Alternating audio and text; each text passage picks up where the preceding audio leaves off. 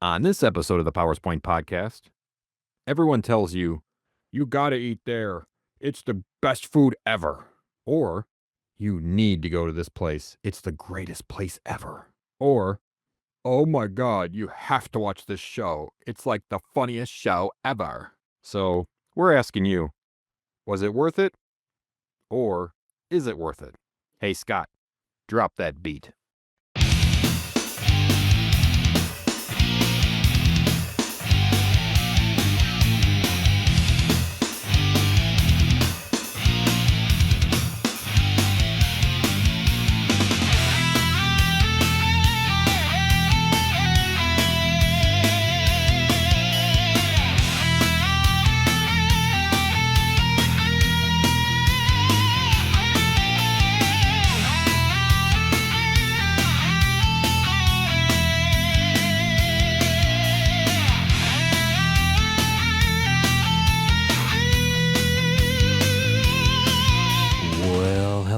Welcome to the PowerPoint Podcast, Season 5, Episode 27. I'm your host, Scott Powers, and with me, as always, is the one and only Jim Banks. Hello, everyone. And also with us, the intern's intern, the one and only Keith Mackey. Assistant to the assistant manager. Good to be back. That is it, assistant to the assistant. So if you are just tuning in with us for the first time and wondering what we are about, well, we talk about anything and everything with the exception of two things. We don't talk religion. We don't talk politics just because they're lame and they start a lot of family feuds at the dinner table.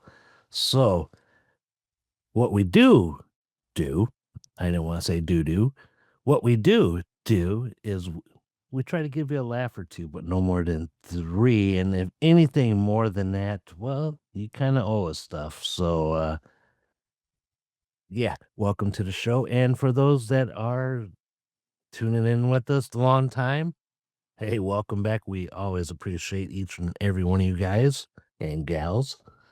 And, guys, it's been a week. We got kicked off of our old hosting site, Buzzsprout, because somebody went on a rant. Controversial. Yeah. Somebody went about a rant about somebody's father, and Somebody kicked the personal stuff off the airwaves. Excuse me. Someone who had some Poland stuff too. Yeah. But a lot's been going on over the last 2 weeks. Lots of stuff that are like huge news. We lost a lot of big name players in the music industry, in the wrestling world. We lost how about it, man? 2 weeks after the Back to the Beginning concert, which we all raved about on the show here, 2 weeks later, the Prince of Darkness, Ozzy Osbourne, was dead at 72. Impact on the world, guys? Yeah, he was an amazing artist, amazing performer. I mean, he was at pretty much for our generation stuff like the Elvis level, I think, my personal opinion. I mean, he was that known to where all over the world they were telling everybody when the funeral was and stuff, so everybody was watching it. I mean, it was huge. And Sharon, how much he Sharon did not expect the crowds to be that big in the funeral procession. They estimated over 45,000 people lined the streets of Birmingham and everywhere else that hearse went, which was pretty cool send off. I meant they had a marching band in front of the hearse playing Black Sabbath covers, which was really cool. His music, everybody in our generation and before us and after us, everybody's influenced by him somehow. They've heard of him, and it's that name and stuff that you just know him. Yeah, and was the originator pretty much of the genre, of the style. Whereas I would say, Elvis was more of a a copier of an around style, Ozzy definitely blazed the path. I'd say, lot for, man, countless great bands, countless not great bands. Elvis kind of like started the rockabilly movement, and sure, he covered a lot of people's songs, like a lot of the African American music, but he originated from like the gospel, blues, country, and then threw it all together and came up with that sound. Mhm. But Ozzy, I got to be truthful. I never really listened to Sabbath because it wasn't my niche. And ever since the Back to the Beginning concert, of course, I knew like War Pigs and Iron Man. Okay. Like the main tunes, and Paranoid. Uh, but after I really dove in on like Sabbath hard, and I Yeah. really, really, it stays in my head as their first big hit was Black Sabbath, which they named themselves after a Boris Karloff movie, a horror movie. But and then I dived into the documentaries on why they named themselves that and how Geezer Butler wrote a lot of songs, and he was an aspiring wannabe priest.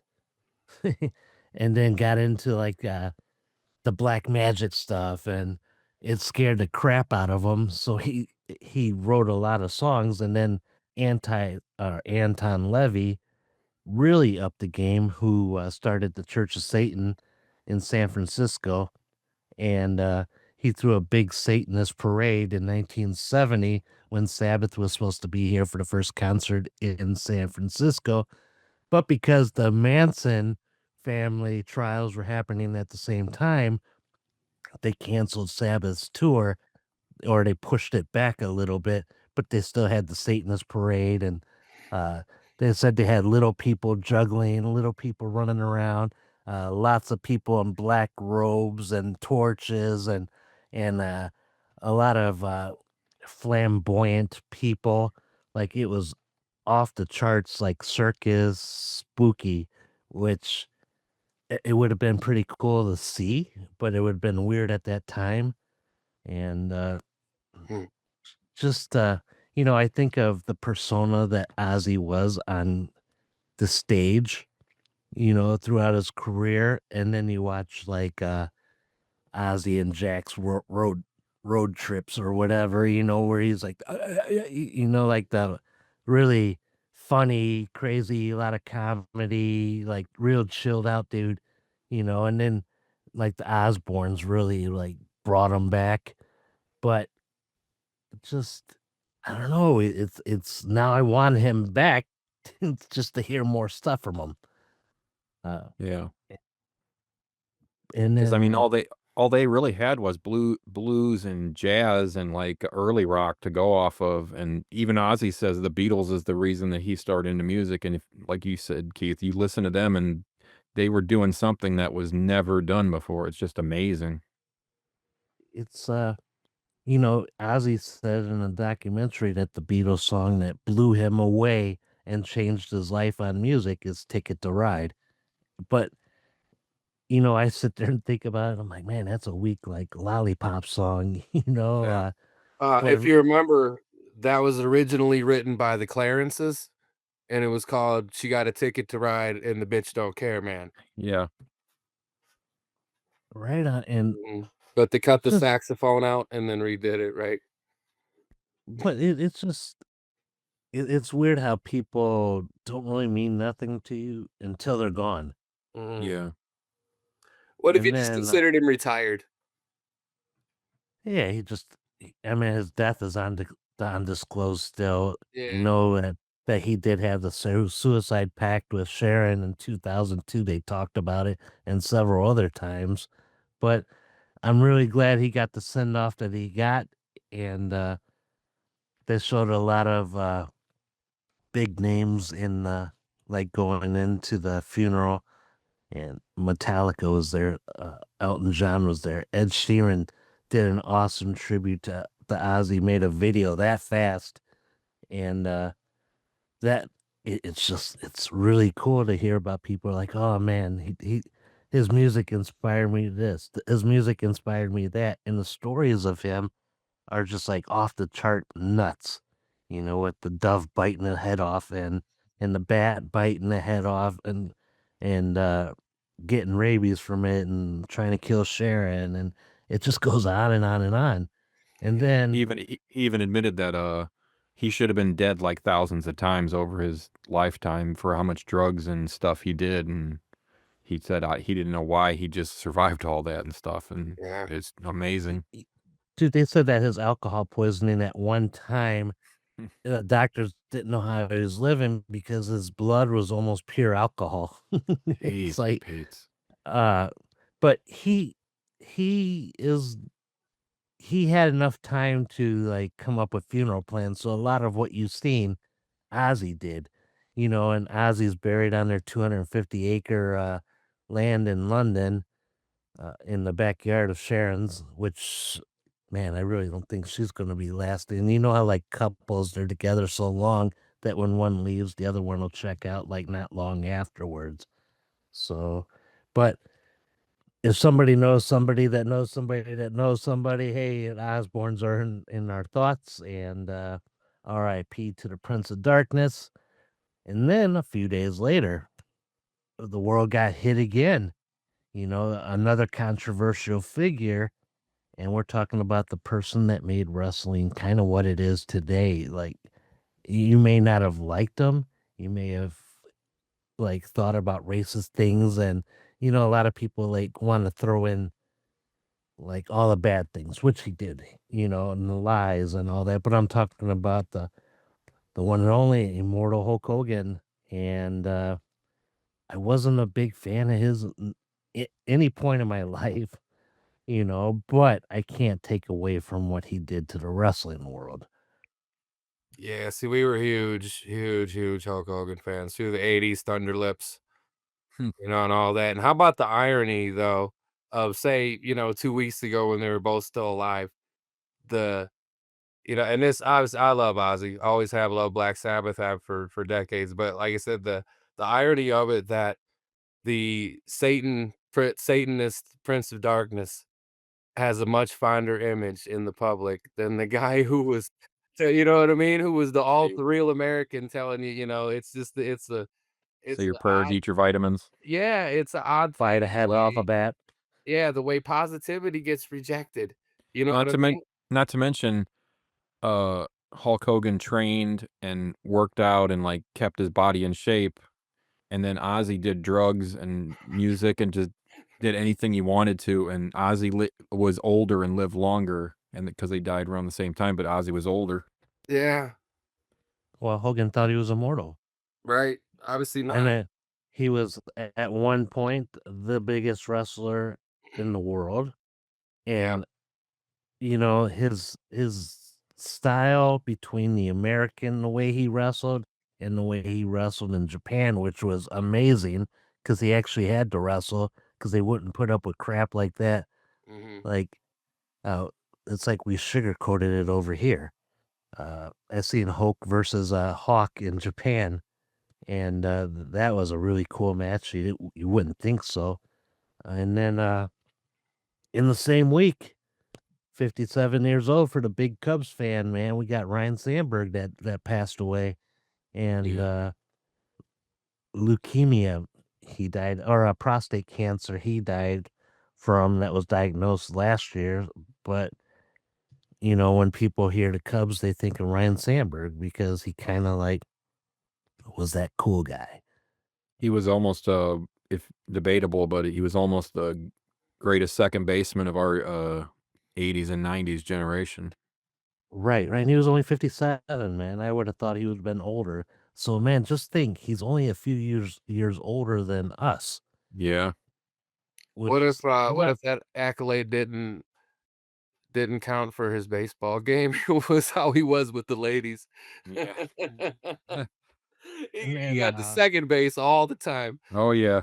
The king. in in the same week, we lost the instrumentalist trumpet Charlie Mangione, which Oh, no wrote a shit. lot Chuck of Mangione? yeah, he died, and Wow. he has great music. I mean, you kind of and then let's talk about who kicked this whole thing off. Theo Huxtable Yeah. drowned, and Malcolm Jamal Warner. Mm. yeah, uh, he wasn't a good swimmer, and Riptide got him and pulled him out. You know, it- that's why I don't swim in the lake, man, or the ocean, because you don't know where that rip current's at. And you could be a good swimmer, and those tides can still just out overpower you. Yeah. Right. And it's just all these people in the last week, 2 weeks that we kinda grew up with, and Yeah. it really makes you, like, look at your mortality, like, "What's my purpose here? How much longer do I got?" And I start thinking about this stuff. So, anybody else pass that I'm skipping or forgetting about here? Not that I Not famous that I can think. I mean, I'm sure there's a bunch, but obviously I had a cousin pass a couple weeks ago. I was gonna Younger say, younger cousin pass too. with pass with some cool people, man, Yeah. and, RIP to you and your family, or, thoughts are with us, Mhm. and, let's lighten this mood up a little bit, man, and, Yeah. Right. also a lot of things going on in the PowerPoint podcast world. We moved, like I said just a little bit ago, we moved from Buzzsprout. I was a little nervous on if our episodes would all come over and how they would come over, but we moved to Podbean. The main reason was I got tired of only being allotted 3 hours for $25 a month, and the 3 of us could blow that out of the water easily. But Easily. now due to $16 and we get 100 hours a month, so we'll never ever touch that ever Like a unless we second do, like, podcast. yeah, we'll do 2 shows, but then I would have to pay for another one. Uh, so No, you just oh, yeah, you'd have to and then on Would top you of though, that, or could you just upload it and as just an add and episode. just label it differently? Yeah. Yeah, like a different episode. you Right, might because be well, if you go to right. that, the ones are up there, the Wild FM, those are up there. Oh, I was thinking about taking those out, but those were cool stuff. But I mean, we can Yeah. add in stuff, but we'd have to just try to figure out how to categorize it. But Right. also with the move, we also if everybody would just write this down real fast, Mhm. it's long, but once you put it in one time and save it, it'll be good. But PowersPoint Podcast dot podbean.com, and you could listen to all the episodes there. You could check out our bios. You could we're gonna be our IT crew that we got working for us is gonna be like doing more stuff and add in more stuff because I think we got an unlimited page website, which is great. And if we upgrade it, we can add the videos. So, but let's just see how it is. But yeah, check it out. Just, when you first go there and you follow us, they may ask for you to make like an account. I hate that part, but they assured me that once you add in like your email address, they're not they're not going to sell the email address, and uh, it's very reputable hosting site. But there's going to be a lot to offer from us, and we're trying to bring everybody the best that we can for what it's worth. So again, it's been a couple weeks since we sat down. We didn't record last week because of time restraints. 16 minutes to do a podcast, and we talk easily for 16 minutes for the first, about a lot about nothing because I like to stray off.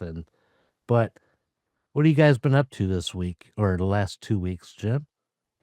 Um, like I was saying off air, after a week of 90-degree heat and 4 days of almost, like, rain, I finally got to cut the grass today for almost 3 hours because I have a push mower and it's, like, not self-propelled, and when you go over, like, a real high spot of grass, it starts cutting slow, and you gotta, like, back up and keep going, and, there was a lot of that doing it today. But at least the weather was, like, 70 degrees, it was great. Right on. Yeah, it And was nice here too. I find cutting the grass to be therapeutic to me. Yeah, just Yeah. pop the headphones on, listen to some tunes, space off, and just do your thing. And before you know it, but you said 3.5 hours to cut grass. That's Yeah. crazy. Like I only have to cut the front because Jenny cuts the back because of all the dog agility equipment. I don't Oh, feel like yeah. moving around. You know, it's like doggy world back there. That's gotta Uh, be a pain to move that stuff every time. well, a lot of it folds up and on wheels, but Okay. I have a tendency to break things when I move things, and then it's got like the four swimming pools now. Four. I think you break it on purpose so you don't have to do it. That's pretty smart. And then, like when I do break things, I'm like, it wasn't me, which hurts my kids' feelings. You just pick a And dog and say, "It was him." it was I gotta cut the grass tomorrow, but I went to the fair today. It was a second day of Lake County Fair, Oh, Lake and County. and it was pretty cool. I sent you guys pictures. My grandkid Caroline in 4-H club, like we talked about the last show. Jim's relatives in the 4-H, and and Caroline's in the 4-H, and she was showing off chickens and getting them graded. And these chickens, man, they amazed me because the the guy walking around in a lab coat, he looked like the scientist in the Powerpuff Girls, uh, the professor, and like he would put the like take his index finger, move the chicken's head around, do this, and the chickens did not care. And I'm like, that's craziness to me, because and everybody walking around carrying a chicken with them like it was an attaché case. That's my big word for today. And Attaché. and then I got to see the ducks.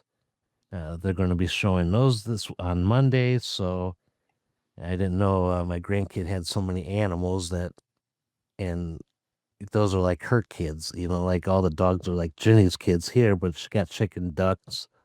And uh, I felt bad because above the cage it said broiler chickens.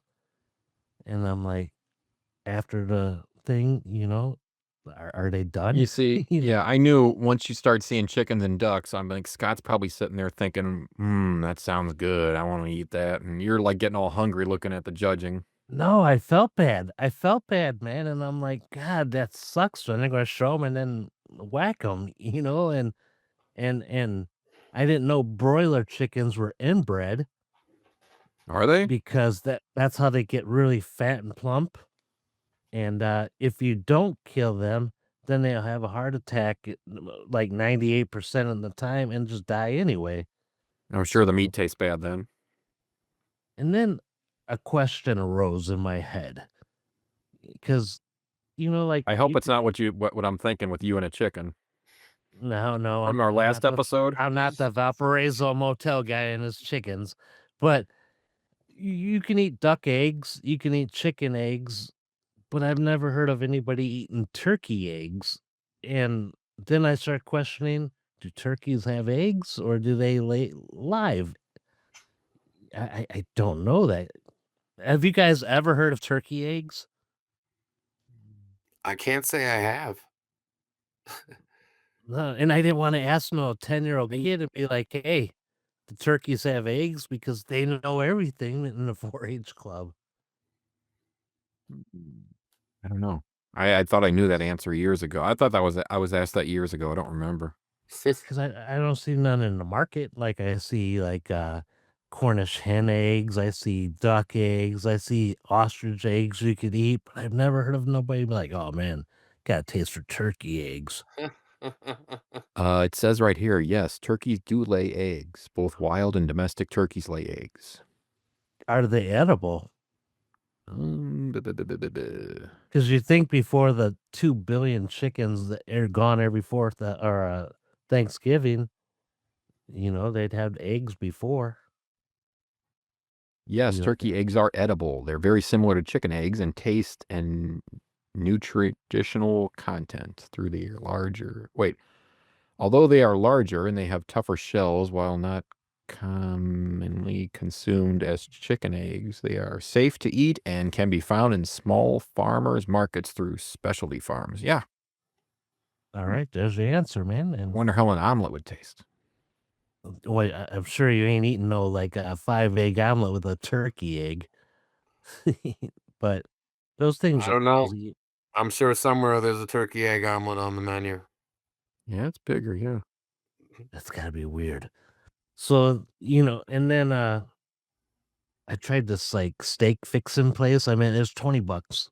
And it didn't look like much, but when they handed it to me, it comes with like the most tender steak pieces, mashed potatoes that are like sucking up the steak juice. Yeah. And they're like big chunks of potatoes. They got garlic in it, really good grilled onions and mushrooms. And you don't have to get the mushrooms or onions or anything, but honest to God, we went back and bought 2 more for each of us. So I I walked out, I'm like, "Man, I spent like 60 something dollars just on the steak stuff."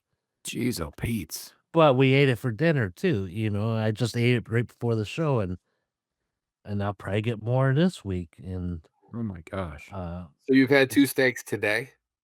no, they're, like, chopped up. They're chopped up, not, like, whole steak. Oh, okay. It don't matter if But they're chopped up, that's still 2 steaks. they don't care how you look at it. But, what have you been up to, Keith? This week I've been actually, if you remember when I used to talk about Killing Joke every week, I think I kind of stumbled on a new documentary, but not one that's rocking me, but one that's kind of intriguing me. I don't know if you guys have ever heard of the Canadian band Tegan and Sarah. No. Oh, They're yeah, yeah, yeah, I heard of them once. See, I've always like joked with my Canadian friends that I always say, Tegan and Sarah is the best band to have ever come out of Canada. Well, they have this documentary. It's called Fanatical, the catfishing of Tegan and Sarah. And in like 2011, supposedly one of the members, Tegan, got her identity stolen. And what really happened is like it's not like a criminal case because like no crimes were actually committed. It was just like kind of like emotional stuff, and people, what I mean, wound up feeling foolish and feeling bad. But there was a bunch of people that wound up assuming they were talking to her and making like friendships, and like in some cases like deep friendships with this with Tegan Quinn from Tegan and Sarah. And so um I watched it, and then I watched it again with Heather, and I was gonna watch it again the third time because it's like, I don't know, I kind of like, for like the people who are listening, like Mo, I'm sure you're listening. If you want to check that one out, and on either on the website, or even just let me know what you think about that. And anybody else who's listening, I'm kind of curious of what your take is, or what you think the actual truth is behind this thing, because like the end kind of leaves it inconclusive. So I'm not really giving anything away by saying like at the end you kind of almost have to make up your own mind. But like I know what I think.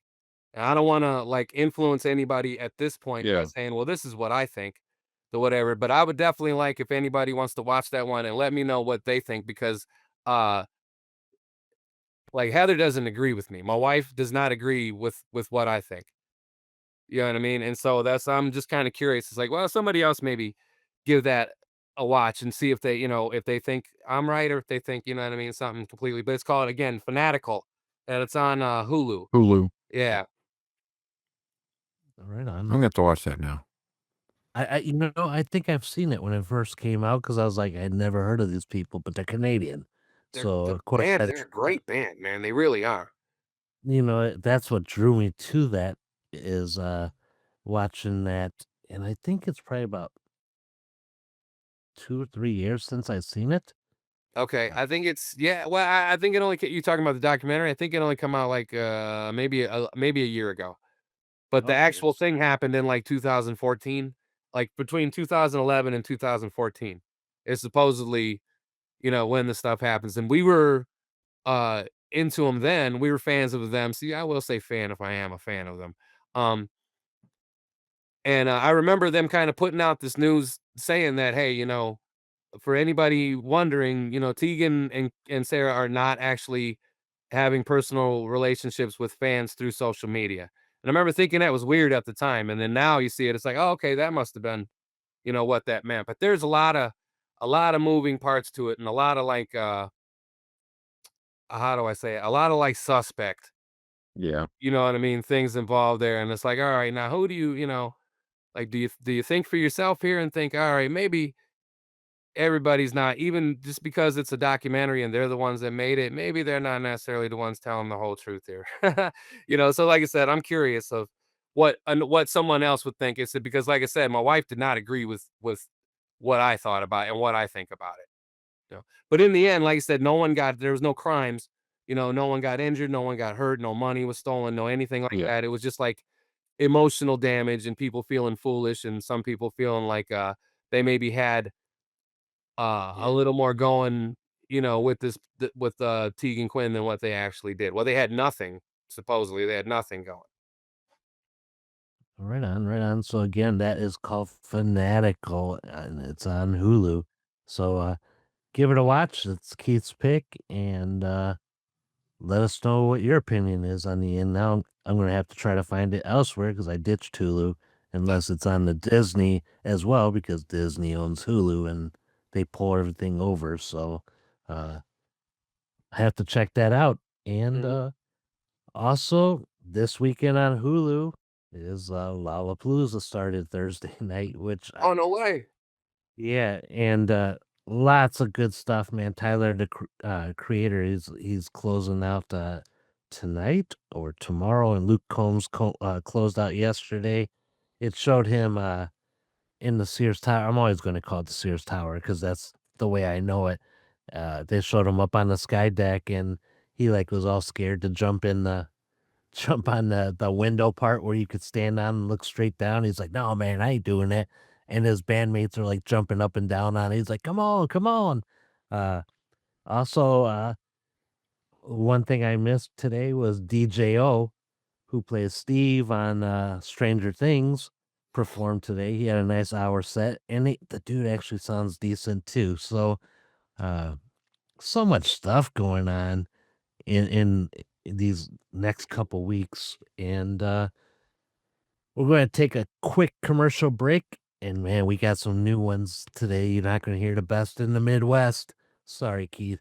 Yeah, Oh, but I am very good with what we have replaced it with. today's sponsor is Motley Forge, and more commercials done by Jim, and it sounds really, really good. So we hope you enjoy the commercial. Don't just fast forward it. It's not like I'm going to put that option in there anyway. And then when we We come tried back, on this one. Mm. yeah. And when we come back, we're going to jump into a couple segments.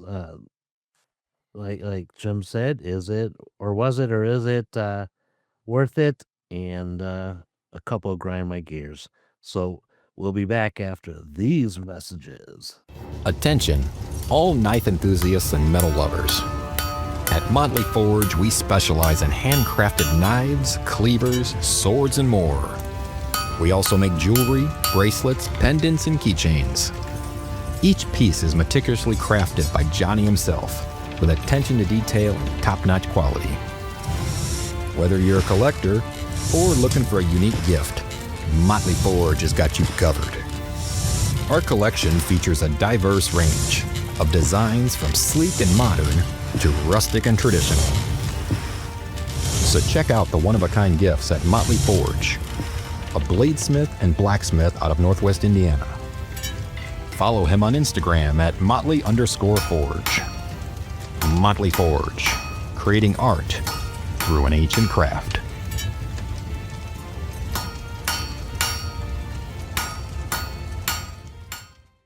All right, welcome back. We hope you enjoyed that commercial and check out Motley Forge. He makes some really incredible stuff. I mean, he made the Witcher sword and Yeah. he took the exact stats from the books, not the game, but the books, and then he actually put the ruins writing on the sword. I mean, everything to the T. And then he also sold a sword and sold it for 4 grand, which Yeah. is crazy to me, man. And but he does incredible work. I've seen some knives he's done. It's real nice. Sean gave him a 1958 Chevy Spring off the back of a car, and then Johnny turned it into a super sharp kitchen butcher knife, and Wow. it legit if you like run your finger on the blade, you look at your fingers, they're all bloody because Oh they're my that god. damn sharp. But it's worth it. You get what you pay for, and not at like the flea markets or anything, and the handles fall off in a day or two. But he does incredible work, and he don't just make swords or knives. He also makes like bracelets, and Jewelry. yeah, he makes but the bracelets are made out of copper, which was really cool. And then he made like a for Sean for camping, he made like a tripod with the hook on it so that the pot can like hang off the hook on the Yeah. tripod and over the fire. So that was really cool. And he puts a lot of work in the stuff. Again, super amazing. And I think he's going to be doing, I mean, he actually sits and chooses like the wood, for the handles. And should it be a leather strap or should, like he finds and customizes the leather and wraps on the handles or it leaves the wood nice and polished. And it's really awesome. So check out the page that Jim mentioned on there and his Instagram. I think that's his Instagram page that was mentioned. Yeah. Eh, So, all right, jumping in. It's enough ass licking for right now. Oh my Uh, gosh. While you're over there running trains at your house. hey, that's not well, never mind. Uh, so we're going to talk about something new we never talked about here. Like, was it or is it? A lot of people hype up things more than they should or not enough. Uh, I'll kick this one off. A lot of people hyped up the restaurant in Highland, Indiana, and it's a big chain. It's called Carrabba's, and I got there. Everybody's like, "Oh, wait till you taste the food. Wait till you taste the food." I get there, and the food didn't even. It was we had a grilled chicken sandwich, and we specifically said grilled, and they brought us out fried. Uh, it didn't have any kind of sauce on it. It was just a piece of lettuce on some hard ass stale bread. And then when you ask the waitress, "Hey, this isn't what I ordered," and they want to get smart and yell at, "Absolutely, that is what you ordered. I'm sorry, I'm not going to order a chicken sandwich that's drier than Gandhi's sandal." Yeah. Uh, it it's ridiculous, and they say the customer's always right, but when we're ordering food, I mean, people uh, don't wanna wash down the chicken sandwich with, like, 3 gallons of water because it's stuck in your throat. So, Was the that lettuce like good or was it like no, it's wilted or was it wilted. It was see wilted, man. the an underdog ingredient in a sandwich is lettuce. If you have a nice, good shaped lettuce, clean and crispy, that'll make a sandwich. But if it's wilted or warm, that ruins everything. But it was supposed to have a sauce. There was no sauce. Supposed to have, red onion. No red onion. It was supposed to have crisp iceberg romaine lettuce or romaine lettuce. It was wilted, like it was flopping over the bread because it's been sitting under the heat lamp the whole How was time. everybody else's food? Was this all the Crappy. sandwiches? Oh, It was all the sandwiches, and I guess we ordered at the table all wrong, according to the waitress. Uh, but when you don't want to eat fried food and you order like grilled chicken, because sometimes a grilled chicken sandwich, nice juicy, is good, so it but wasn't worth it. was not worth it, Jim. I'm glad you asked that, and I highly want to tell people to stay the hell away from that restaurant, Wow, especially in Highland, Indiana. man. Uh, So what do you guys got? My over hyped is food shows on TV. I, it's been how many years since like 20 years or more about the Food Network and all these shows, and I'm just done with them. I can't stand them. My wife still watches them religiously, and I'm like, no, everybody's phony on there. They have like the phony corny morning radio or morning TV voices, and they go, "Oh, how you doing? Oh, that's great." Oh, and it's annoying. And then how everybody on all those shows, like, over sexualizes food is just it's disgusting. I can't stand that. They're like, Yeah. "Oh, look at the onion or the dripping, juices, and, oh," they just make it all sound pervy and stuff, and I'm like, "That's gross," you know? It's bad enough what the country's done to our food supply without doing that, but then they want to, like, "Oh, look at this. Oh, it's so great," and it could be a bit much. I'm it's overhyped in my opinion. It's not worth Now, all those food shows. is it just the food competitions or like showing you like new Well, the restaurants in a comp certain area? well, this is like the where they have a panel like, Chopped? yeah, or no, like, the kitchen or something where they have, like, all those 4 people and they each make something and they're all sitting there just commenting on it like, "Oh, I like putting chocolate on mine. Oh, I like this," and it's like, "No, have you tried it with kale? Oh, kale is the greatest thing ever," and I'm like, "No, I just stop, okay? You're going a I little don't bit much." I don't mind places like, dinners, diners, and drive-thrus because I like to find out new restaurants if I'm going into that specific area and kinda, like, not sway me to eat there, but it saves time reading the menu because they, like, go through the highlights on what that Yeah, restaurant if is. they show somewhere where you're gonna go like that, okay, that's good. Or if it's like, this is how you make this food. Okay, we watch on YouTube this guy named Max Miller. He has Tasting History with Max Miller. That dude, like, he takes these old recipes from like olden times. He researches it, tells the history about it, and he'll make it exactly how they made it, and then he'll try it. It's like you're learning something how they used to eat back in the Middle Ages or something, and he's kind of funny and stuff with it. And I mean, that's more informative how to make stuff than all these weirdos and like fake plastic celebrities that all want to like. Ugh, I just can't stand phoniness. How about the vernacular? The way they all gotta use these, like, unnecessarily $20 words? Yeah, You know, "Oh, it's a very unctuous and very" it's like, "Come on, who yeah. talks like that?" The Well, one what the do they one call? thing excuse me, I say the one thing I will give credit for is, I heard Bobby Flay tell somebody to never describe their food as delicious to him again. Yeah, 'Cause if you're telling me what the piece is, I wanna know what it tastes like. Don't tell me delicious because everyone is gonna say, "Well, this is delicious." It's like, yeah. you're giving me a savory dish that's supposed to taste, have this, a Mediterranean vibe with the you know what I mean? He's like, "That's what I wanna know." He says, "Don't give me the word delicious." And But then he's everybody, fired off of Food Network.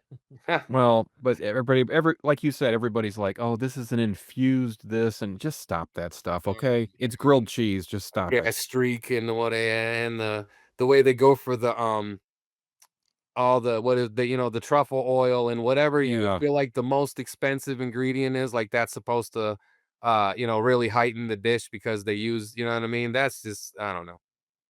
Now, one of the things that made me laugh is on Chopped, they're rushing around and the lady had to get the boiling water and her foot slipped and she spilled the boiling water down the front of her legs. Oh my Oh, god. yeah. And then See, I don't they're like, "Are you okay?" And she's like, I hurt, chef." Like Yeah. I really hurt.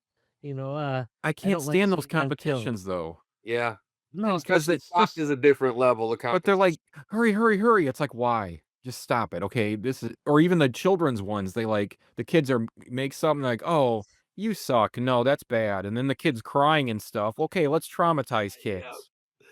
And it's just they tear you know those kids apart, man. there's a couple on Food Network that I do like. It's like the best thing that I ever ate. That's what the Okay. show's called. And they don't push you saying, "Oh, you're gonna love this." It's what they like, and then it shows like food that I've never seen, like different burgers and everything. And I'm like, man, I really want to try that. I like the shows when they don't push it on you and then try to, like, talk down to you, like you guys said, like, "Oh, that's a ceviche." No, that's freaking shrimp salad. Or Right. they're at someone's they're at someone's back mansion, patio, and they're all, like, acting all, like, upper crust and stuff. I'm like, "Would you stop?" And then trying to be hipsters and stuff. There was a really cool barbecue place, like, they explained the process of smoking, what kinda woods they use, and why they use that particular wood hardwood for their smoke, and, it made me go out and get apple wood, cherry wood, not that I can even tell the difference, because smoked food tastes like smoked food to me, uh, but But those shows I appreciate. but there's this Michael Simon is cool. I will say that. I like Michael Is Simon. is that my the one wife that hosts watches him. Mhm. Blue Blues, Booze, and, Barbecue? Is that the name of the show? He's in his backyard with his wife and this other girl's, like, filming it or something.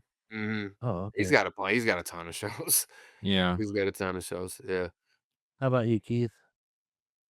Let's see, for my first one, I'm probably gonna go with, UFC pay-per-views, and as much as a huge, mixed martial arts fan as I am and have been for decades, I feel like the $80 ticket price kinda pushed my wife and I out of, being able there was a time from UFC 52 to probably I'd say UFC 200 something, and they're into 300 something now, but we religiously bought every pay-per-view, and if we didn't get it, my parents got it, and we got yeah, and we got, somehow, some way we wound up, if we didn't pay for the pay-per-view, we supplied the party for the pay-per-view. It was there was something, but we never missed, we never and then it got to the point where they just kept raising and raising and raising, and it went from $35 to $50 to $60 to $75 to now Oh my god. $89. It's like, "Nah, we're out, we can't do it."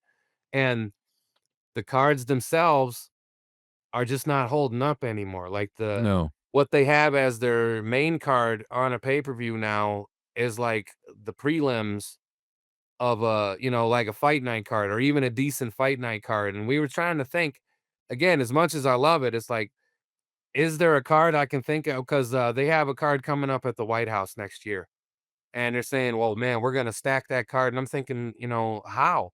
Who are they gonna have? You know what I mean? Besides McGregor and, John Jones, and Jones just retired, and so I don't know if they're even gonna let him come back, especially because they said they can't, trust him to put him on the main event of a big card because he's pissed hot so many times, and just, stuff that's happened with him. It's like, I don't know if I could, stack a card from top to bottom that I think would necessarily be worth the ticket. Because what would you think? What the ultimate card would have to be what? All title fights, right? Yeah. So if you think if Ye you set, what heavyweight to whatever you think well, I guess the whole card would have to be title fights. From top well, to bottom would have to and even that, I don't really know, there's certain I title fights, neither one of the guys is are needle movers, ticket sellers, you know? I now, I haven't watched since, like, Brock was the heavyweight champ and he got his ass handed to him, on the last one he lost the title to, but do you think, it's like wrestling, it's now too much, like, coming at you too quick? Because remember, it was spaced out really, and it gave you, like, 8 Yeah. months of, like, "Holy cow, these guys are training hard." Now it's like, boom, week, week, week. But now TKO is talking about putting UFC pay-per-views on Netflix like Raw. Which is what I feel So, they should do. I feel now that's would the that answer is just the same way the WWE is on, Peacock. Give us one place, which initially the UFC app was supposed to be that place. That way you were supposed to pay one price and you got all the fights, all the pay-per-views, and then like a whole like satellite group of federations that, you know what I mean? But that didn't necessarily I mean, they got everything but the pay-per-views on there. But it's like and if then you they get if they just changed them to that, man, I think the eyes they would get so many less people complain. Well, people are gonna complain regardless. But I think knock they, the $8 ticket price out, then don't you have the right to, right? That's a lot of bread. 'Cause the UFC is still the number 1 fed, right? Yeah, well, by great leaps, it's the 'Cause number you 1. because Yeah, there's check all these free channels, over the streaming and stuff, all these different companies, and they all have different fighting companies, yeah, and I mean, like, oversaturated. There's so many fights. You can watch fights every minute of the day. yeah, So and like you said, is that too many not enough big talented names, like main eventers, that it's all just watered down and they're just fighting for anybody to what I feel the case is, and this being a diehard fan is, and I called this and I predicted this in probably 2008, and I says, you know what I feel is going to happen is the athletes are going to take over, and they're going to be so good at manipulating the rules that they're going to beat all the real fighters. Yeah. Does that make sense? Yeah. You know what I mean? You got the guys who can come in and they know how to jab, they know how to push him against the fence, they know how to do everything. They're not like the Chuck Liddells, the Vanderlei Silvas, the Randy Coutures, those kind of guys who got in there and got after it. The Matt Hugheses, the guys who would basically have done it for free. Now it's a moneymaker. You know what I mean? Yeah, So you 'cause got guys who are a lot of times, it seemed like the fighters, like the Gracies and all that, they Mhm. used the UFC as a platform to show off the skills that people may have never heard, That that was the was original thought of it. Yeah, just, it was supposed to be, yeah. yeah, but everybody had different fights, and what was it before the UFC? There was some crazy ass, like, weird ass people, like, fighting, and, They had they pride fighting. That came around a little bit after the UFC. It was in Japan, and, it was in a ring, and they had a lot of the same guys, but eventually UFC bought Pride and took a lot well, of the big fighters. it was people had gimmicks almost, like, it was Yeah. really weird, and, You some mean like dude the said he early was from days when, like, Timo would come out with the big cross, and there's, like, Tank Abbott and those kinda guys? Yeah. yeah, and Butterbean, and then, Right, yeah. I some don't guy think was Butterbean ever a made it to the alien. UFC. Oh, So we need to get space real. alien. And then Kimball It, jumped in there and Yeah, see, he did. He did not bad, consider all things considered. Kimbo did alright. He was a real fighter. yeah, he they would need to get beat real people's talented ass. guys and give them the most talented guys a new crop of them and give them like personalities and like different stuff. Yeah. Yeah, and it's Mm, I don't know, uh, it's just something about the today's young person, because obviously Yeah. it's a young person sport, and today's young people, I guess maybe they're just not as compelling. You know what I Because mean? There aren't as many McGregors, no Nick Diaz's, you know what I mean? No guys like that. I stopped watching when you were saying in the early 2000s, and I Mm, once you said Chuck Liddell, yeah.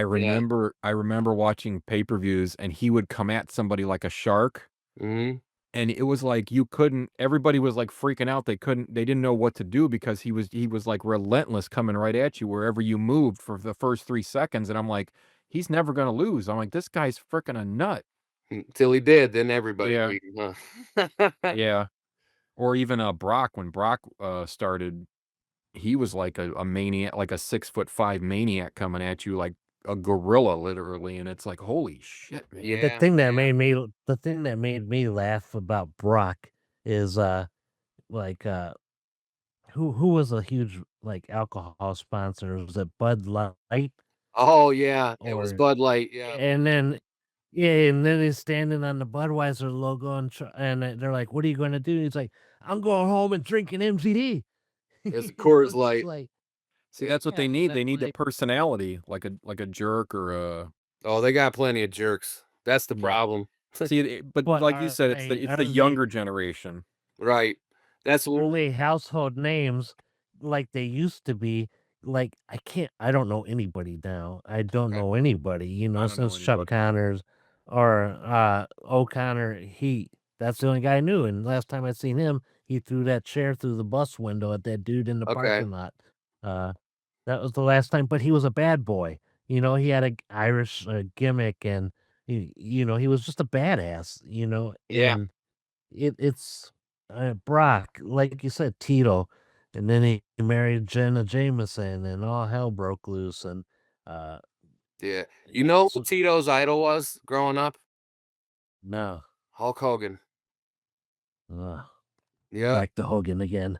Yeah. Tito loved Hulk. That's what I'm saying. Like the positive, and Tito, it was parents were like in and out of jail for like whatever. Tito didn't, he'd always say it. He didn't, there's a lot of guys out there like that. It says he didn't have a positive male figure in his life, and the only thing that he had was Hulk Hogan on TV giving him that positive thing, and he said that's how he got into wrestling, like high school wrestling, was because he went in and he's like, "Hey, you going out for wrestling?" And he says, "Yeah," and he went in. He said his first day, and he looked around. He says, "Well, where's the ring?"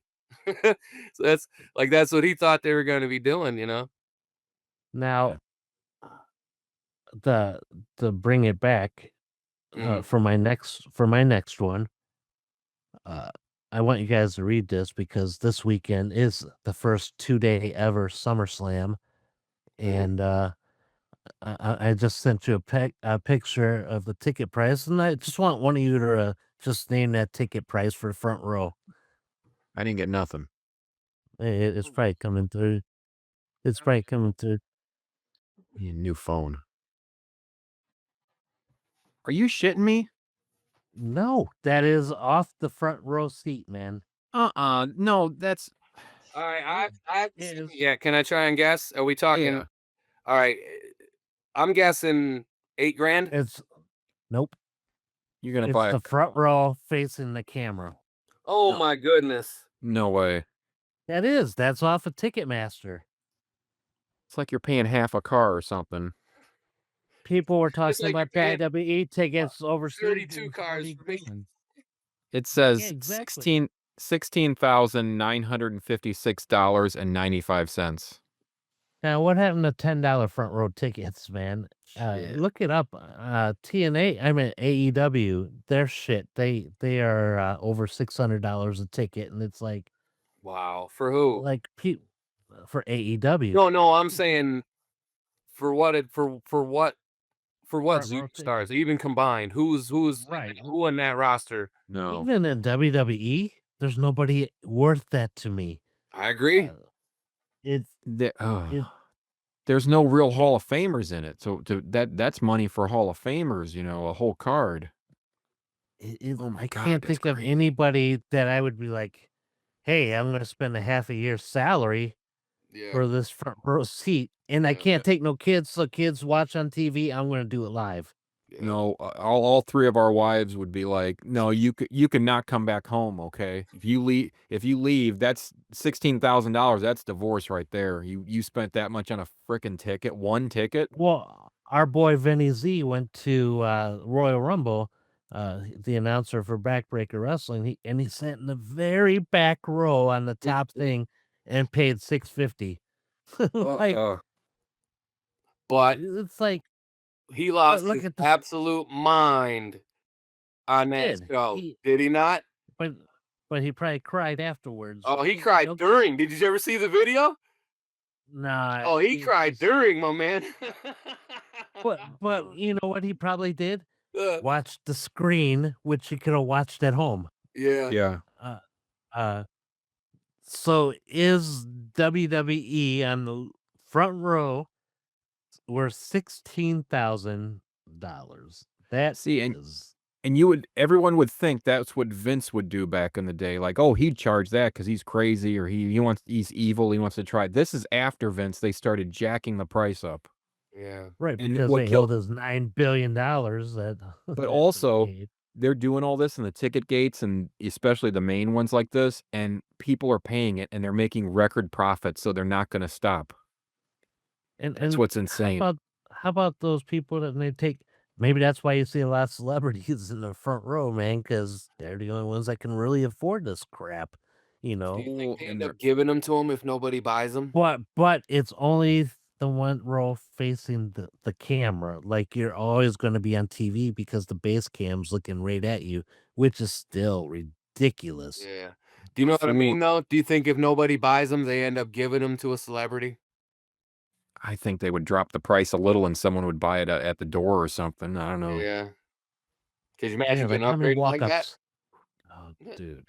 But That's so crazy. so my question, is it worth it? No. No. Hell to the no. Hell Um, to the no. y- I tell you what know, was good, things. though. Did you watch the past week's Raw? No, No. I I skipped it. watched the past week's Raw. They actually did a lot of tribute to Hogan again, but what I was impressed with was that it was a 8-man ladies match. And I thought, when I watched, like, man, they got some decent ladies in there now. You know what I mean? It wasn't just Rhea. They had that Laya Valkyria, she's hot, that Stephanie Vaquer, whatever. She's Yeah. like, man, they got a good little handful of the women in the roster right now. Nikki Bella's back. I don't know if that adds anything. She Is came there. with the Royal Rumble, and Brie wants to come back, but because who she's married to, which is a high up at AEW, they kind of think there's conflicting interests there. But Okay. you got Rhea Ripley and Buddy, like they wrestle for each other, the promotion, and they're married now. But Okay, yeah. it's How does that and dude then do it, man? oh, he's jacked too now. He's No, working but out I mean, getting you know what I mean? How does that dude do it? His trail of bodies is something, is remarkable. I mean, last time I seen him in WWE, he was dating Rey Mysterio's daughter. That was his storyline. Oh, really? Yeah, I know he was with Alexa Bliss for a while too, right? yeah, again, he's slaying them. How does he Uh, do it? but Tr- it's Treat him like a jerk. Must, yeah. Be They will. uh Australian. and new on Netflix. I haven't watched it yet, but they do a show now called on our writ or what is it Unreal? called? Yeah, Unreal. It's behind the scenes in the writers' room with WWE, and a lot of people like wrestlers are kind of pissed off because it really shows the business. But who really believes wrestling's not? And who I know that down south they really have to believe because that is the mecca, and I've dealt with it, and they believed everything they saw. But here we go, it showed Punk reuniting with Triple H for the first time, getting him out of AEW, and he was a little bit nervous. And then Paul gave him the biggest hug, man, and then he talked, and of course CM Punk starts crying because to Punk, man, it's his real life. He's legit See, guy, I don't but like all that behind the scenes stuff. Mm. no, I don't like it either, and especially now Triple H is a little bit, getting a lot of pushback for something that he said that wasn't supposed to be on the mic, and they left it.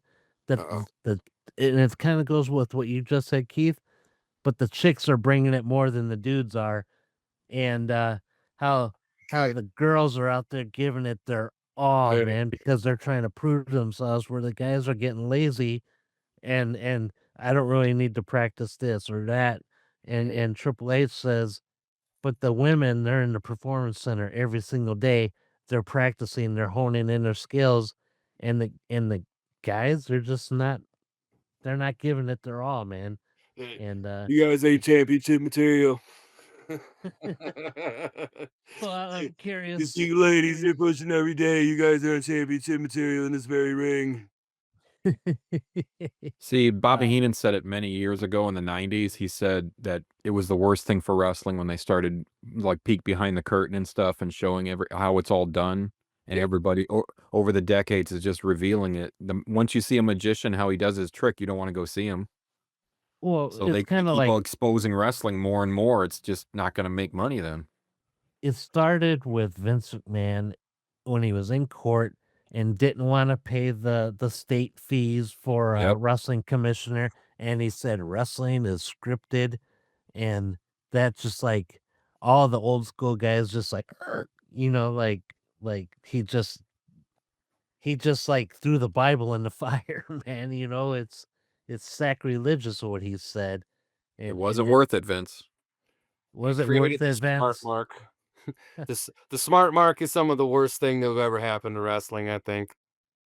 Uh, like there is sometimes in wrestling that I'm like in my head, like, oh man, how's this gonna go? How's this gonna go? But it doesn't go any way that I thought it would, and I appreciate that because some stuff is so scripted that you know what's going to happen. Like tomorrow, a lot of people believe that the CM Punk and Gunther match, they're going to beat the shit out of each other.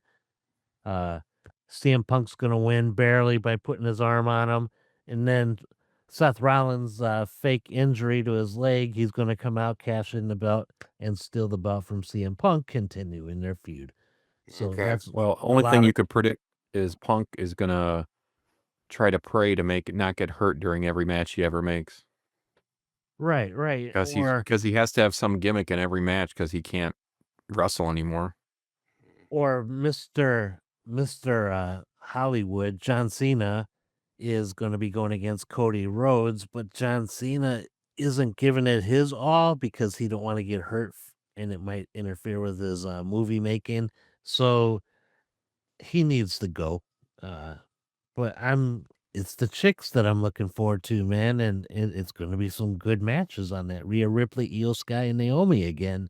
Uh, and they brought the house down in Saturday night main event. They tore the house down with that street fight that they did. Uh, and yeah, so I kind of like been watching, eyeballing them. But anybody else got any other ones other than them $16,000 tickets? Jim, Keith? Oh, with the was it worth it? So I had a couple of them, but Yeah, it is, yeah. I've nothing as good No, as what we've go already ahead, seen, drop so it. we can go on. Yeah, but drop it though, man. Oh, okay. The last one I have is, or I guess another one I have is name brand soda. I believe, this, especially like my dad and myself had the debate, if you will, lately, and this is now, if Sam's Choice and Coca-Cola are sitting next to each other and they're the same price, are you ever gonna know what Sam's Choice tastes like? And he's yeah, and he says, "Oh no, because he has a tendency to be a bit of the contrarian." But he says, "Oh, I like Sam's," and I believe him in this case that yeah, he may enjoy the Sam's taste a little bit better. You know what I mean? I don't myself, but do you get what I'm saying? It's like, well, why Well, would they have you know generic stuff and stuff? And a lot of sometimes you can get away with certain things, and but for the most part, I feel like name brand soda and even like certain name brand snacks like Cheetos and whatnot, you know what I mean? It's kind of it's well, it's necessary, like you know? it's like people they put down like Dr. Thunder at Aldi's, Right. compared to It's Dr. kind of Pepper. similar. Yeah, it's kind of similar, and can't Hmm. people really tell the difference? But sometimes you find that damn diamond in the rough where you're like, damn, that's good, Yeah. and but nobody wants to pay those. I seen for a 12 pack, 8.99, and I'm like, Yep. what the heck, man? Like, really?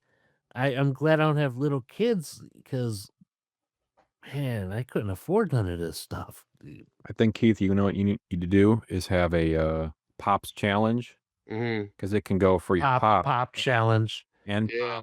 Pops challenge, and you do like the old Pepsi challenge, and you buy 1 can of every kind, and then, "Okay, Dad," and then film it for the PowerPoint podcast and be like, "Okay, Dad," and, like, block it, and then just have them sip each one and be like, that's this," and write it down.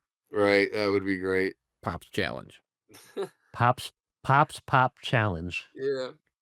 Well, no, he could make it just Pops challenge and then, like, do it with pop and then, like, chips or, like, snacks, change it up a bit every time. Right, right. Tell your dad, man, it's time to get to work on the PowerPoint. He enjoys it, so Well, he'll be eating and drinking, he'll like it. That's yeah, true. he's He'll be doing like, what "What do he you got?" does every day. Or you do chocolates and stuff, say, "What do you got for me, candy?" That's So great. run that by your pop and see what he says. Oh, he'll hear it. Oh, we'll just leave it. We'll just leave this part in. So Keith's pop, Hmm. I don't even know his name, but pops. Uh, Oh, Larry. So Larry, there's your homework from the PowerPoint. Let's figure out if you can know the difference between like Dr. Thunder, Dr. Pepper, Coke, Pepsi. I could tell those, but Yeah. what's all these pops? Sam Woods or something like that. It's something Woods. Aldi's potato chips were good. The last time we used to eat a lot, we used to get Yeah, Aldi's potato chips over the regular brands because they tasted better. Okay. We have Ballrich. Do you ever hear of those? Ballreich. We have that's a potato chip factory here in the town next to the town where I live. And I have cousins that come from outside of Baltimore, and when they come and visit here, they make sure that they get stocked up on these Ballrich potato chips that they love them so much. Actually, I think I brought some bags of them Yeah, to the Black Creek you one. brought me one. Yeah. It was Okay. good. Oh, we'll remember, have to Scott, stock up. do you remember the Katie's potato chips that used to be here in, Gary? Yeah, those were good.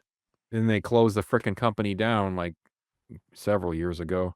But I remember my friends in Indianapolis, they used to, because they grew up here, they used to come back and they'd visit, like, "We gotta load up on buy us Katie's potato chips, we gotta bring Mhm. some home and stuff," and, oh, man, when that place closed, everybody around here cried and stuff because it was real good potato chips.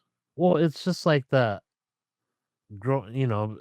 age I am now, 52, but I kinda don't wanna like anything in case something goes away as much as, like, fly by night, because 'cause they're never gonna eat it again.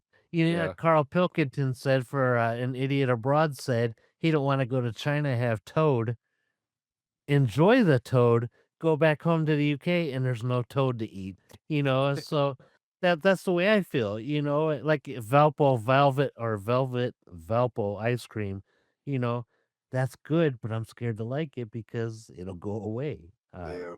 Because we like Toys R Us, and look what they did to us. Absolutely. Among other things, KB toys, all anything toy related. All right, here's this. On the Australian show I listened to, the Kyle and Jackie O show, they still talk about Kmart. Which you could still buy things from on Kmart.com. You can go there and Radio Shack. They're there. Mhm. Toys R Us is huge in Canada, huge in Australia. And I'm like, man, but we got it all taken away. But there is a new Toys R Us that opened up just north of Chicago, Yeah. and I think it's like 10,000 square feet. So I want to go actually instead of going to Macy's and seeing 3 aisles of Toys R Us, crap toys, because I love toys, man. I collect toys. Uh, Jim collects toys. I don't know about you. I never see you collect anything But for the except fans, the if the fans are getting us gifts, the thing I do collect is money, like bills, different types of bills, all different kinds of bills and coins. I Right. collect all that. Jim. That's Jim likes to study his presidential, and he needs help sometimes. He needs and some Jimmy's into Benjamin coins. Franklin's. He needs some Benjamin Franklin's. Man, Jimmy would like that bag of coins I got over here. I got the whole run of Morgan dollars, silver dollars. Because I'm showing him all the old coins that my grandma gave me and stuff, and he's looking at like Winston Churchill coin, like those big silver ones, or like Yeah. the Kennedy half dollars or whatever. And Yeah, I'm my showing mom's really good at spotting those. She worked at a bank for years, and so she knows all the things to look for. and I'm showing him these coins from like 1900 or 1870s, and he's looking at like, oh my gosh, and I'm like, because he's all fascinated with coins. Ever since he heard they were taking away pennies and stuff, he's like Like all sad. this coin right here that I just pulled out, 1874. Yeah, Like, I got the 1874 all the way up to 1922. I got the whole run of that. Uh, my dad's like, "You can have those." I'm like, "You're not dead yet, man. So if you ever go back home, man, you're gonna get this back." yeah. I'm just keeping it because it was your great grandfather's. Uh, All right, for my last overhyped, this might be a very controversial, but I don't care. Mm. It's I think Chick-fil-A is very overhyped. I went there once I gotta when agree they with first that. came to Maryville. Yeah, the round of applause. It when I tasted it, it was just regular chicken that tasted like the same chicken at all these other places, 6 other places, and I'm like, and everybody's like, they're eating it like smiling and looking stupid at each other, and I'm like, this is just chicken. And I look at the small menu and I'm like, that's nothing else on here. Just different way, like 3 different ways of chicken, and then not like special kind of sauces. I'm like, oh, they have this one sauce. I'm like, it doesn't taste like anything. It's just this isn't earth shattering. It's just freaking regular chicken, but everybody's acting like God came from heaven and gave you chicken or something. I'm like, I don't understand everybody freaking out over this chicken. You know what? My wife doesn't like it either. She's not into it either, and I don't know. I like it. I'm not really huge on it. Could be the waffle fries that people like. Yeah, Yeah. but it's You just know, how everybody like drools over it, like, oh, I need it in my blood. It's like, calm down. Mhm. when I drove over Chick-fil-A, man, is the only time is every time Backbreaker had a wrestling show, they love to donate sometimes, like lots of chicken sandwiches. Oh, I think nice. they gave us like 15 pounds of macaroni and cheese. That was the day that I liked Chick-fil-A. And then Wow. when I was done eating, I didn't want to eat them again, Wow. but he handed to me for free. I like them. Yeah. But they're no different than Popeye's chicken, sandwiches. KFC's got a better chicken sandwich than Chick-fil-A. Yeah. but it's And for how nothing. much they're charging, like the fast food all companies just keep raising the prices. You guys have seen it lately. I mean, stop going crazy over fast food because it's not worth it when you're paying $60 for frickin' 2 or 3 people. Well, like whenever I jump in the Jeep and head east to Toledo, sometime hopefully soon. I do want to try like real Patco chili that's not in the can. Mhm. Or what's the other one? Rudy's? Is that Yeah. the other?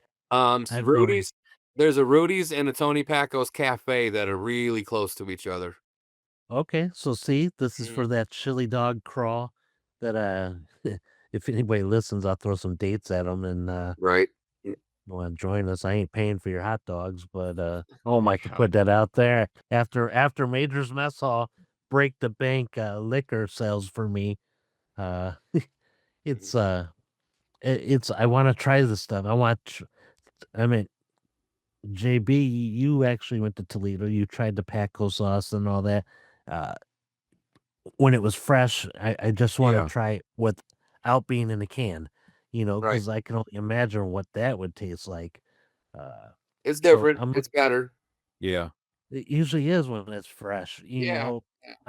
I really, really Well, you l- don't like your food normally being driven 4 hours to you? Aw, aw. We got a 4-hour delivery time, and we'll be on the like road the whole time with it. no, it's Mm. talk about damn Uber Eats, man, Right. from 4 hours away.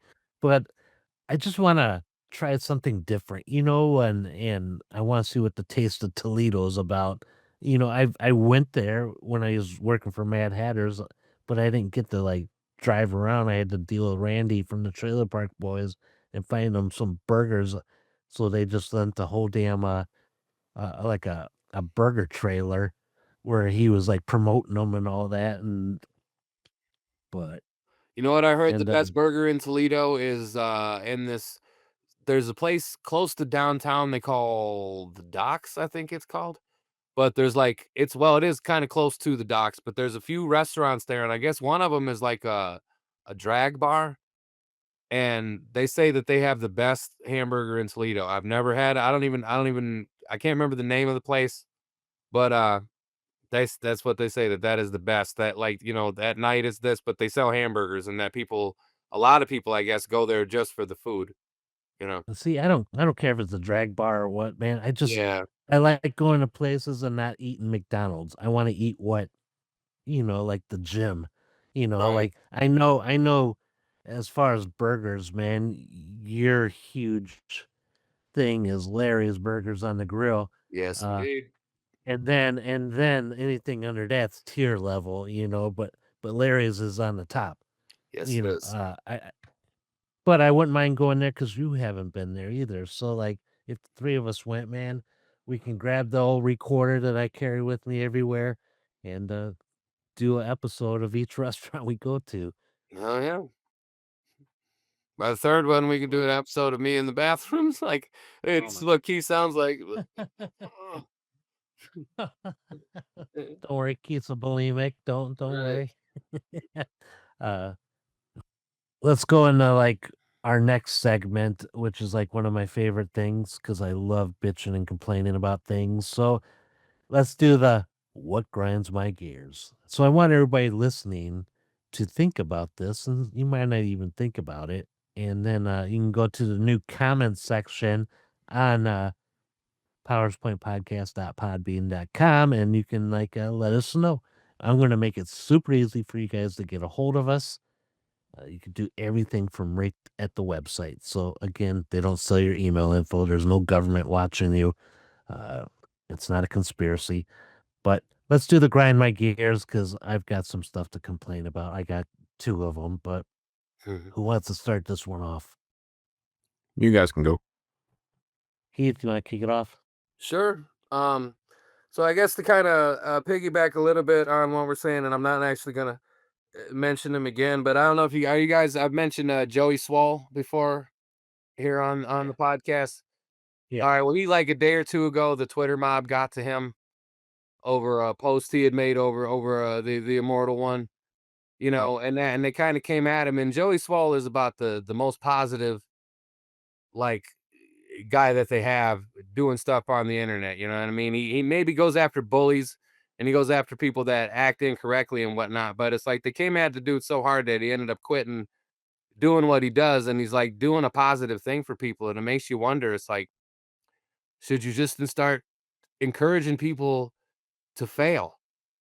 And it's like, hey, as long as I know better and you're dumb enough to fall for what I say and you're going to make me popular for it, then why tell you the right thing? Because you don't seem to want to hear it.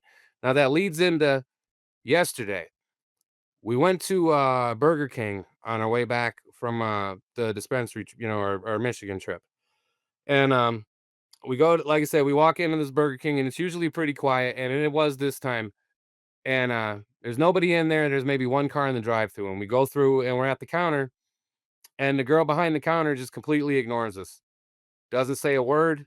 And we're standing there for a minute, so much where I go use the bathroom, I come back, and she still hasn't addressed Heather. And we're just standing there and standing there and standing there. So eventually, the one other person who was working the drive through had to say, "Hey, have you been helped yet?" And we says, "No." And it's because this other girl was working on this one order, but didn't have the wherewithal to at least turn and say, "I'll be with you in a second." Just left us standing there. Okay, so finally she comes, takes her order, and the order was like $12.15. And so I gave her a 20 and a quarter.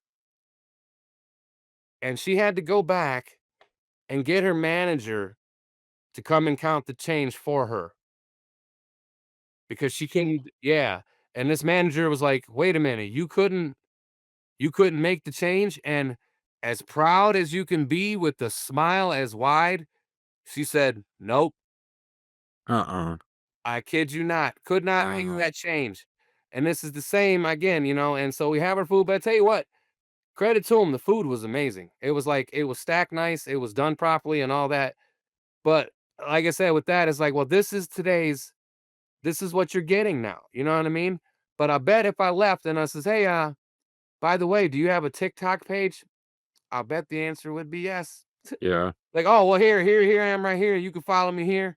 And this is where, I do this and say that, the people that these kids look up to now. Like I said, it don't have to be a Hulk Hogan with the train say your prayers, eat your vitamins, but it's got to be something better than these skinny tattooed up pillheads that they're, with that they're just worshiping and thinking it's like, man, this has got to change. So that if anything grinds my gears, it's that, and it's like I felt it like really truly played out in front of me yesterday because I couldn't be more shocked that she couldn't You figure out a simple, what it's like subtraction problem. it's like playing off of you. Uh, Mhm. Somebody asked their kid what time it was, and they looked at the wall clock, but they didn't know how to read Roman numerals on the Okay. clock unless it's digital or on their phone. Of course, that's digital, or a digital watch. They had no clue what time it was because they couldn't read I don't even need the numbers there. I know the Yeah. positions of the clock. Uh, like I'm pointing over there, reading the clock Right. over there. But today's youth, I Yeah. just don't understand them, man. Well, I mean, man, think about Kurt Angle. They did the same thing to Kurt Angle. They didn't they he came with a positive approach and they vilified him for it. And it's like, you know what I mean? As far as, oh, well, he's not cool. And he was so cool that he took that and ran with it and threw it back in their faces to where they all ended up doing, the you suck and all that. He's like, no, I'm going to wear it. I'm going to embrace it. And then, whatever. So he spun it back on him. But it's like just this rejection of what's supposed to be a positive influence because of maybe, something that there's a good chance the person who's holding the grudge is equally guilty of something because, I believe every person, unless they're 100% pure, like Jimmy, or like my daughter, my daughter Kylie is. You know what I mean? They haven't been corrupted, so they're pure, they're innocent. That's awesome. That's the best thing you can be. Is to be like them. You know what I mean? So it's like I love it when you talk about, how it is. It's like because I understand. It's like, yeah, that's how my kid is, and you're so scared that something's gonna come along and change that. when it's like, I hope it's not this. It's these knuckleheads that would rather watch, I don't know, you know what I mean? Somebody that's, Yeah. like I said, tattoos on the face and hey man, I'm all zannied out and you know what I mean? Those are not good influences. But I can do basic math. Right, but I can't do basic math. Yeah. Can't even So speak properly. It's so much where you found your own way of like they manipulated the way they write English. it reminds me Yeah, when there's yeah, UBA Oh, GDDY, good daddies. Like what? Really? This yeah, like reading, you know what I'm saying? Reading certain yeah. things and it's like this is ridiculous, man. I guess I'm sounding old, but No, it reminds me of my grandpa used to complain about my generation, yeah, his grandkids' generation, and he told me one time back in the 90s, he said, "I'd hate to see what the second generation from your grandkids' generation is gonna be." right. And it's like, now that's this generation because my sister's a grandma and stuff, and it's this new generation, and it's like, it is scary now, like you said, can't do math, can't read a clock, don't wanna talk, they just wanna watch their videos, it's like, Yep. oh my god, they don't even wanna watch TV anymore, these younger generation. You try to make kids them watch don't a have. Want to TV watch other show, people watch TV. let's watch a 30-minute TV show, they're looking at you like, "Ugh," and they just wanna watch 4-minute videos online, I'm like, Yeah. "The heck, man?" Kids don't have imaginations nowadays. They rely on this for other people, like my long stroke or whatever we call him, stroke Oh time, my or god. uh, he he likes watching YouTube videos of people playing video games instead of actually picking up the controller and playing the video game. And I Yeah. gave him my Xbox 360, a new Xbox, but he'd rather just watch other people play. And I'm like, And then you're making fun of kids that have chicken and duck contests, like at a 4-H club or 4-H kid. You're making fun of them, and they're the ones that are doing oh, good. I'm not making fun of them. I'm just saying that You're saying it's a it's cult.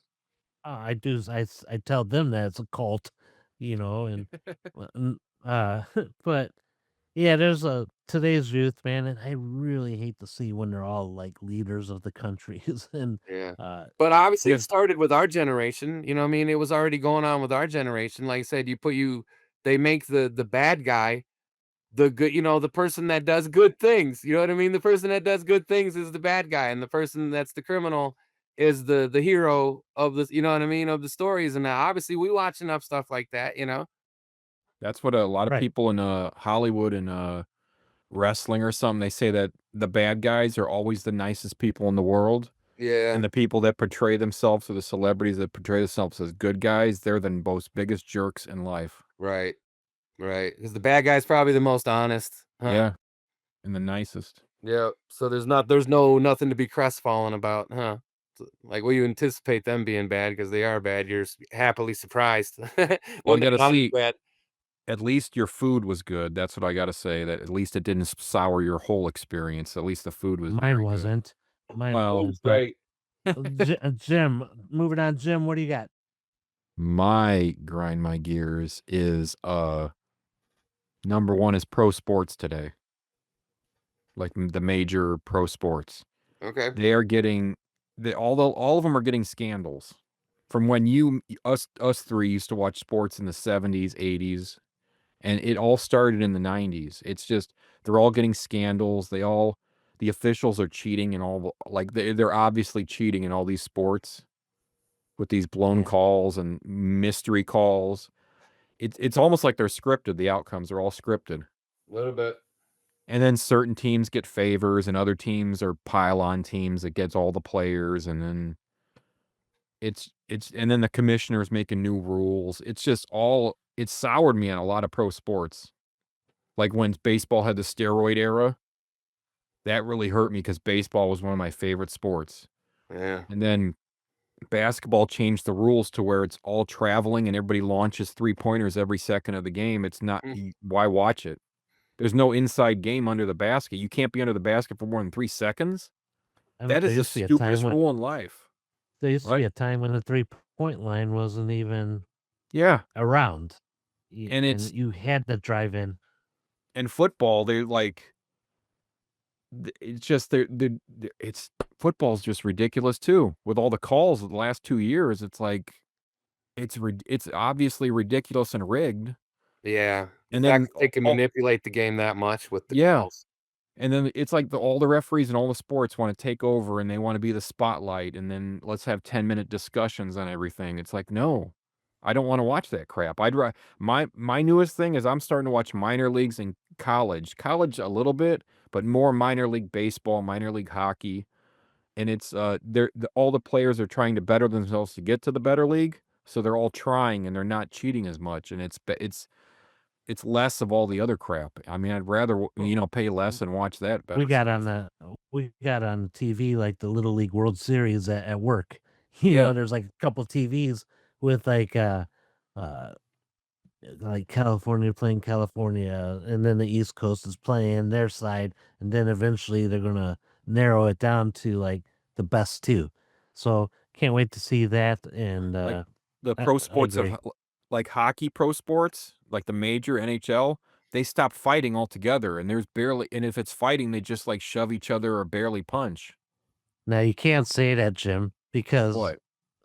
the second to last game in this last Stanley was some of the most hard hitting, flagrant hits.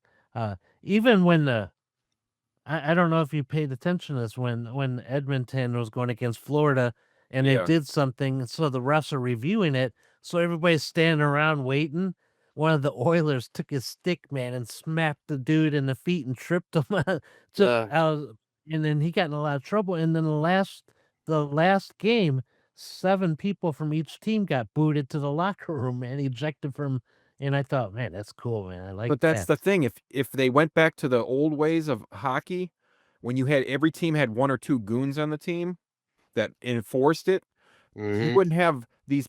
Because college is there's no fighting at all in college, and they do some dirty ass playing in college, like hitting with sticks and, like, elbowing people in the ribs, and they really, like, fight, and they do greasy shit, mhm. and then when they get to uh but mainly okay, the minor leagues, they still do the enforcer stuff, but they limit the fights. You can only have 10 fights per, uh, season or something, and you get kicked off or something, but when you had goons on the team, like, someone wouldn't try that shit because your tough guy is gonna take it out on somebody else, and you better have someone to answer it, or else my tough guy is gonna beat the shit out of, the guy who did it and say, "Try it again, buddy."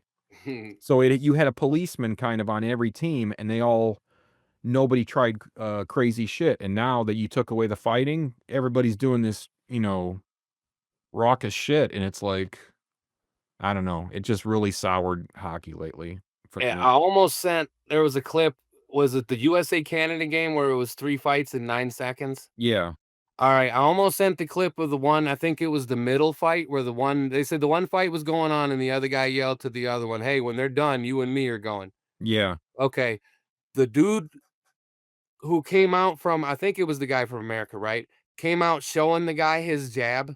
yeah, Like, he let out, he was like he was showing it to him and then just cracks him with the hook. Just yeah, cracks him with that lead hand hook. I'm like, "Oh, that was so pretty." For anything but whatever, I was like, "That was beautiful." The way he and showed watch it to him. He's like, "Hey, here it is," and then bow, just cracked him with that, you know what I mean, just turned it and hooked him right. Oh, man, that was nice. and that's what they do in the minor leagues, the federal league and all that. They'll, like, race around, go, "Hey, you wanna fight? You wanna fight? We're gonna fight tonight. Let's get the crowd going here." Yeah. And okay, and then they'll just agree to fight, and they'll just start going at it, and it gets changes the mood and gets everybody going.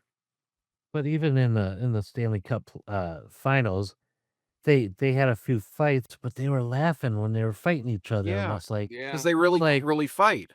no, and it's like you see the dude totally throw a shot, man, and totally miss it. And I'm like, man, even the fights are scripted in the freaking hockey. But I always wonder it's how you get any kinda, like, dig in on the ice, you know what I mean? How? Because like, well, they got those damn the toe pick or whatever. okay, But There's why is a guy punching a dude in the helmet? I never understood maybe to that. jar him, Always I don't know, it might still jar him, maybe he's smacking him, you know what I mean? Maybe he's not hitting knuckles on it, maybe he's, like, smacking it. I know in the minor leagues, if you take off your helmet, it's instant game suspension, or you get like there's a bigger penalty if you take the helmet off. So that's why in the minors they keep the helmet on to fight, and if it accidentally falls off, you didn't take it off, Okay. which Yeah. is stupid. I mean, you're just gonna kill somebody's hand and like, break it and stuff. Yeah. Yeah, I've seen NFL football players, man, get in a fight and they're punching each other in a helmet, and it's like, Swinging with yeah. dude, seriously, man, these helmets are made to sustain like Mhm. But hits like that. pro sports with hockey, that's what made me the most mad recently. Because I thought hockey, they're doing great, but they just stopped fighting and stuff, and it controls the game better, and it's more enjoyable to watch because the refs will let 2 guys, "Okay, you wanna fight? Go ahead. Once one of you falls, we'll stop it." And it gets the rest of the team pumped up and going and, corrects everything. Yeah. That was wild though, man. When the cats were going, they were going at it. It's like, Yeah. wow, this is cool. Now, for my grinding gears, it's an everyday occurrence here. I'm sure if I open my window, you can hear, but very disrespectful neighbor across the street. Everybody brings in these monster truck homemade kits, and they all got like the loudest freaking mufflers, and they all rev their engines like they're at some speedway. And then they leave their garage door open, and they got these bass speakers, man, aimed right at the house. So, as nice as it is outside right now, we can't open our windows because it's you can't sleep because it's like boom, boom, boom.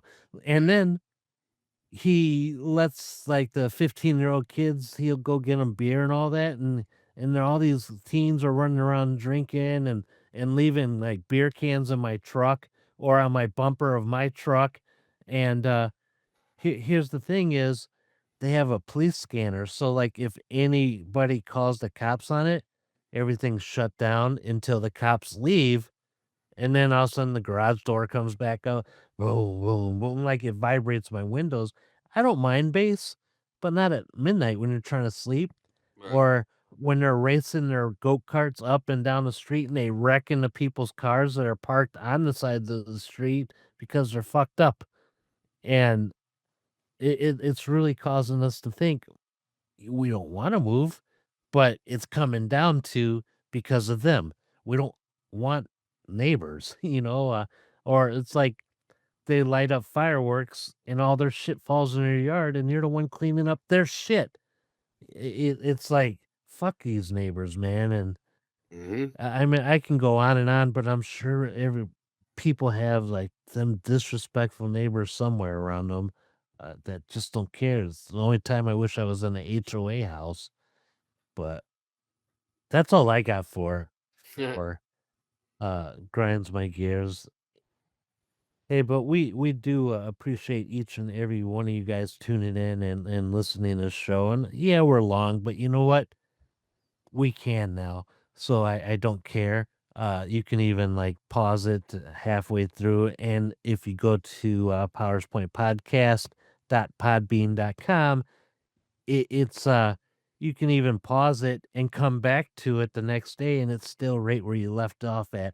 So that's an awesome thing for this website. And again, you can comment on every episode if you want. If you didn't like it, let us know. Let us know what we can do to persuade you to come back. Uh, if you got a topic to talk about that you want to see us cover other than religion and politics, powerspointpodcast at yahoo.com. Uh, in the subject line, write show idea. Or you can go to the website and I'll have a link to the page and it'll take you directly to the email. So, yeah, before we get out of here, Jim, give us Yes. some knowledge. All right, today we talked about some of the worst things, that's been, worth it and stuff, or hasn't been worth it, but I'll leave you all on this. The best things in life are the people we love, the places we've been, and the memories we've made along the way.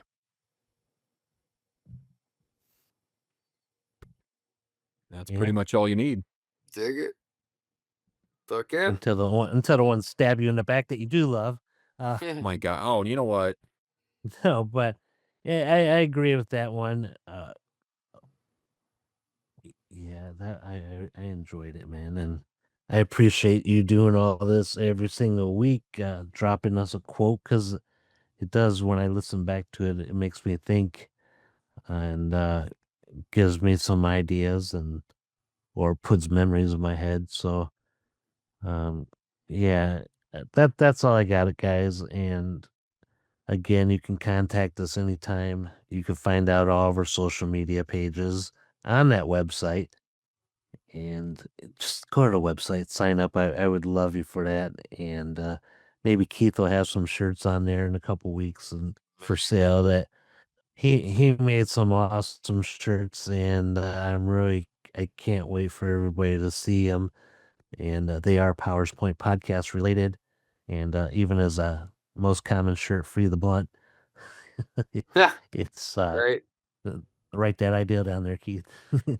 But we will talk to you guys again next week, and have a great day. For me, Jim, and Keith, we will talk to you. Bye. Later. See everybody.